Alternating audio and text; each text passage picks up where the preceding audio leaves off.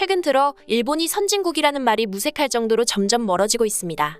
버블 경제가 붕괴한 1990년 당시 일본의 1인당 GDP는 25,896달러로 세계 8위였으며 한국은 6,610달러로 40위였습니다. 일본과의 GDP 차이는 4배에 달했었는데요. 2000년 일본의 1인당 GDP는 39,173달러로 세계 2위에 올라섰습니다. 그로부터 21년 뒤인 지난해 일본의 1인당 GDP는 39,340달러로 세계 28위, 한국은 34,801달러로 세계 30위였습니다. 한국이 일본을 턱 밑까지 추격할 수 있었던 것은 국민소득이 20년 새 3배 가까이 늘었기 때문이기도 하지만 일본의 정체가 심각했던 영향도 무시할 수 없습니다. 2012년 49,175달러까지 늘었던 일본의 국민소득은 9년 만에 19% 감소했는데요. 선진국 가운데 국민소득이 이 정도로 급감한 나라는 일본이 유일합니다. 일본 내부에서조차 눈 깜짝할 사이 후진국이 됐다는 2021년 4월 9일 니혼게이자이 신문, 쇠퇴도상국이자 발전정체국이라는 데라사키 아키라 정보통신진흥회 이사장의 2021년 산케이신문 기고문에서 이러한 한탄이 나오는 이유입니다. 낙후된 디지털 경쟁력에서도 일본의 미래 또한 밝지 않음을 경고하고 있는데요. 디지털 기술력 순위 27위, 전자정부 순위 14위, 종합 국가경쟁력 순위 31위 등 미래 경쟁력 부문에서 일본은 도저히 선진국이라고 보기 힘든 성적표를 받아들고 있습니다.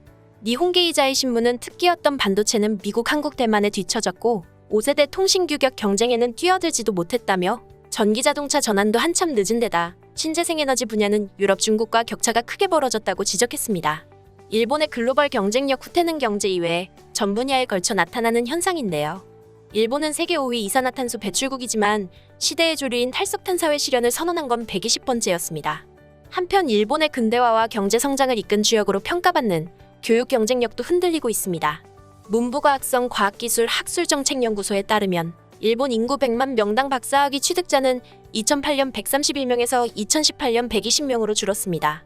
영국은 약 400명, 독일, 한국, 미국은 300여 명입니다.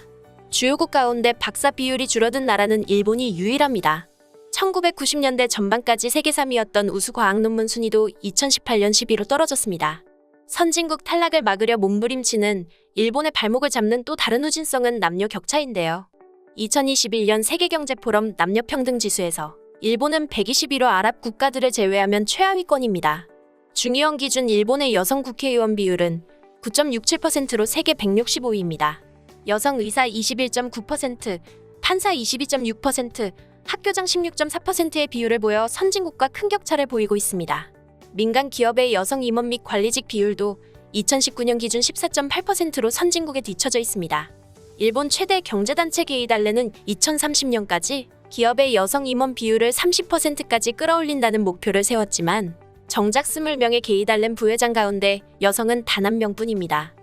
54.4%가 비정규직인 일본 여성 근로자의 임금은 남성의 77.5% 수준으로 OECD 평균인 88.4%를 크게 밑돌고 있습니다. 이러한 상황을 고려할 때 일본의 후진국화가 본격적으로 진행됨을 알 수 있는데요. 과거 어려웠던 한국은 단시간에 급격한 발전을 이뤄 다른 선진국들과의 격차를 줄이고 현재는 한국만의 독자적인 색을 담은 문화와 음식, 기술 등 세계에 널리 알릴 정도로 성장한 상태입니다. 이렇듯 일본이 가장 빠르게 후진국화가 진행되고 있으나 한편으로는 우리나라도 비슷한 문제를 안고 있어 방심할 수는 없습니다. 실제로 일본과 같은 문제인 저출산을 포함한 고령화를 겪고 있으며 이외에도 다양한 문제에 직면한 상태이기 때문입니다. 지난달 26일 대한상공회의소는 한국 경제의 구조적 문제에 대한 국민인식 조사 결과를 발표한 바 있는데요. 대한상인은 3월 28일부터 4월 1일까지 국민 300명을 대상으로 설문조사를 한 결과 가장 시급하게 해결해야 할 구조적 문제를 묻는 항목에 응답자 83.7%가 청년 실업 등 일자리 문제를 꼽았다고 밝혔습니다. 이어 저출산 및 고령화 81.7%, 환경 및 탄소 중립 대응 77.0%, 성장 잠재력 저하 76.7% 등 순이었습니다. 한국 경제의 구조적 문제들이 얼마나 해결되고 있는지에 대해서는 국민의 87.7%는 답보 상태에 있거나 오히려 악화하고 있다고 답했습니다. 개선되고 있다는 응답 비율은 12.3%에 그쳤습니다. 문제 해결이 부진한 이유로 응답자의 54.8%는 정책 디테일 등 제대로 된 해법 부족을 꼽았는데요. 해결이 힘든 과제라는 응답 비율은 9.1%에 그쳤습니다. 구조적 문제를 해결하기 위한 바람직한 접근 방법으로는 응답자의 89%가 단기 성과에 치중하지 않은 장기적 관점에 일관된 정책을 주문했습니다. 인센티브 시스템을 통한 민간 부문 적극 참여 78.7%와 민간 아이디어의 적극 활용 71.7% 등이 뒤를 이었습니다. 이해관계자 간 갈등이 심해 장기간 결정되지 못하고 있는 과제의 경우 데이터 기반 국민 참여 공론화를 통해 결론을 도출해야 한다는 응답자가 92.3%로 가장 많았습니다. 의료민영화 쟁점 때문에 10년 넘게 표류 중인 서비스산업발전법 제정의 경우 이견이 해소될 때까지 기다려야 한다 23.3%의 응답보다 미루지 말고 객관적 절차를 거쳐 추진 여부를 결정해야 된다 76.7%로 이 의견이 우세했습니다.